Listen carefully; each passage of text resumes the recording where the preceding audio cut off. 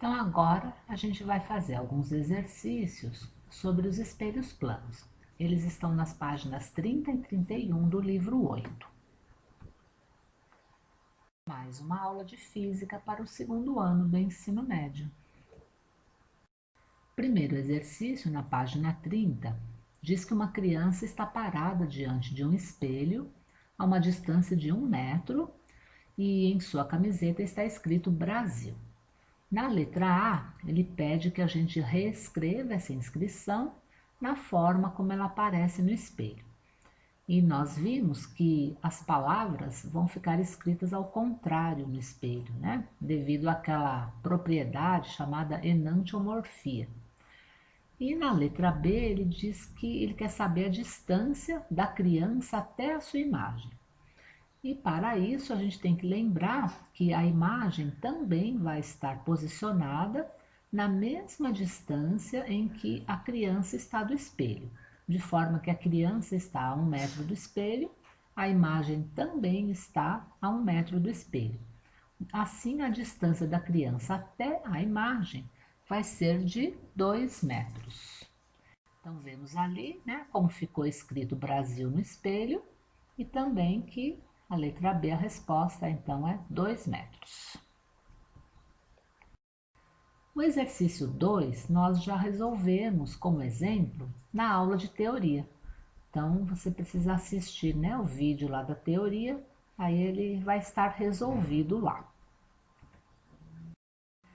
Agora, o exercício 3, ele apresenta para a gente aí 5 objetos posicionados em frente a um espelho plano, e ele quer saber quais objetos um observador O consegue enxergar. E para isso, a gente vai usar aquela nossa técnica de que nós apresentamos na aula de teoria. Vamos medir aqui a distância do observador até essa linha tracejada que passa pelo espelho e reproduzir essa distância do outro lado.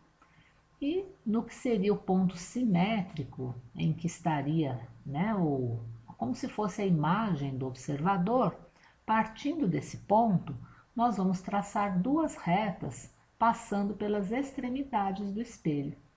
E aí, nesse caso, a gente determina o campo visual e descobrimos que essa pessoa conseguiria enxergar os objetos 3 e 4. Então, aqui, conforme a resposta do livro, então, os objetos 3 e 4 é que são enxergados, refletidos no espelho.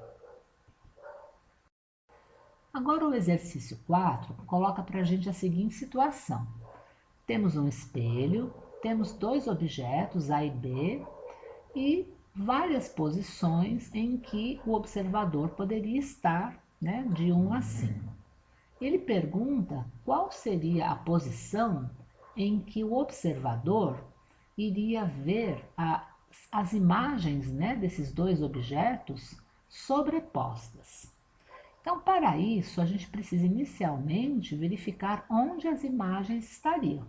Então, a imagem do objeto A precisa estar na mesma distância que o objeto está do espelho, só que do outro lado, né? Que seria o lado virtual ali. E a imagem do objeto B também na mesma distância em que o objeto B está do espelho. Aí nós percebemos que para o observador conseguir observar essas 2 imagens sobrepostas, ele precisaria estar na posição 5, porque daí quando ele olhasse, ele viria as 2 na mesma linha, né? Na mesma direção. Então aí elas estariam sobrepostas. O exercício 5 diz assim: numa superfície horizontal, considere um objeto diante de um espelho plano e sua respectiva imagem. Se em certo instante esse objeto se afastar a uma distância d em relação ao espelho, o que ocorrerá com sua imagem? Então, nós vemos ali, né, que o objeto estava inicialmente a uma distância x do espelho e a imagem dele também. Ao o objeto ser afastado uma distância d, a distância que ele está agora do espelho é x mais d, e o objeto, a imagem, né, desse objeto, vai precisar estar na mesma distância, portanto, essa imagem também vai se afastar, essa mesma distância d, né, da mesma forma que o objeto se afastou. Então, a resposta é que, né, da mesma maneira que o objeto foi para trás a distância d, a imagem também vai fazer a mesma coisa. O exercício 6 diz que um ciclista pedala em direção a um edifício que tem uma fachada espelhada. Se sua velocidade é de 15 quilômetros por hora em relação ao solo, qual é a velocidade de aproximação da imagem do ciclista em relação ao próprio ciclista? Bom, nós sabemos que a mesma distância que o objeto está do espelho é a distância que a imagem dele também estará do espelho.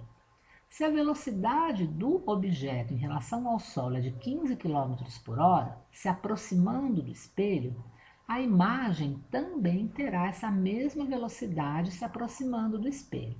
De forma que nós temos objeto e imagem, ambos, né, na mesma direção, só que em sentidos opostos, um se aproximando do outro.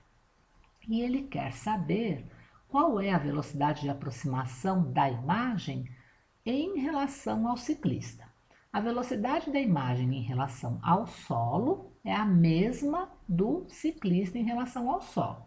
Então, ambos estão com 15 quilômetros por hora em relação ao solo.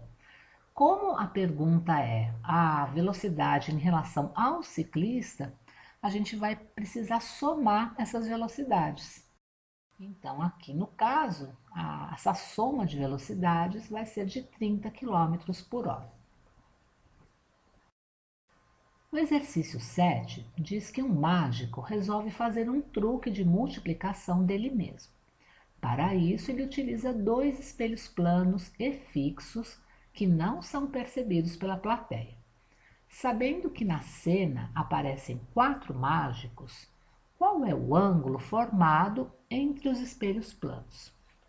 Então, a gente vai lembrar que quando a gente quer saber o número de imagens formadas por espelhos planos associados, a gente precisa dividir 360 pelo ângulo entre os espelhos e subtrair 1.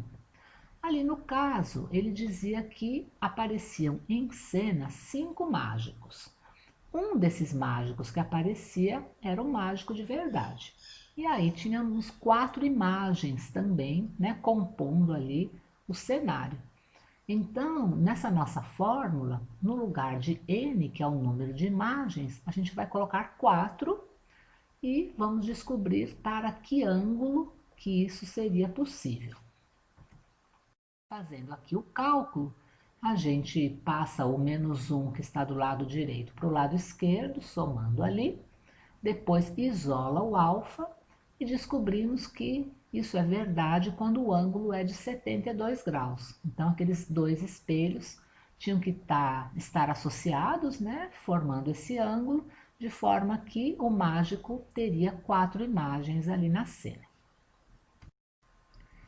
E o último exercício diz assim: para cortar custos na produção de uma peça de teatro, o diretor resolveu utilizar 2 espelhos planos fixos para multiplicar o número de personagens na cena.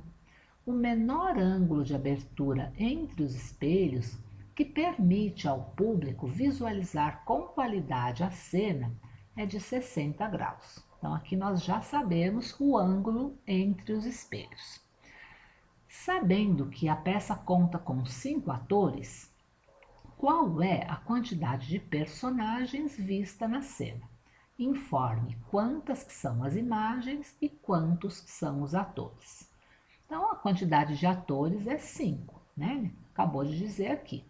E cada um desses atores vai ter algumas imagens. Então, nós vamos calcular com a nossa expressão o número de imagens de cada ator. Então, a gente vai dividir 360 por 60 e descobrimos então que n é igual a 5, ou seja, cada um dos atores vai ter 5 imagens. Como são 5 atores, nós vamos ter 25 imagens e vamos ter os 5 atores de verdade também, de forma que vamos ter 30 personagens em cena.